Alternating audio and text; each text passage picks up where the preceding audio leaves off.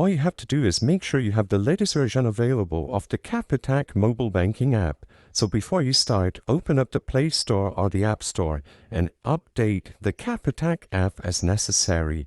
With the latest version of the app, you will be able to open it up, sign in, use your credentials, and access the account that has the card that you wish to manage.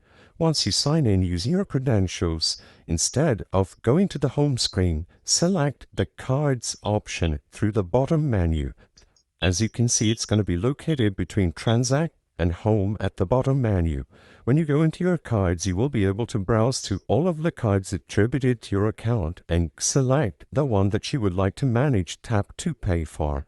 Immediately on the card menu, you will be able to find Tap to Pay under the Debit Daily Limits. When you click on that option, you will be redirected to a menu where you can toggle between on or off.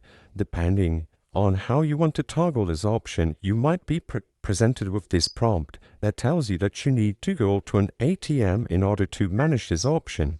Most cards by default will have it enabled, so all you have to do is check to see if yours is already enabled, and as long as it is set to on, you don't need to manage anything inside of the app. I hope I was able to help you on how to activate Tap to Pay on the Capitec mobile banking app.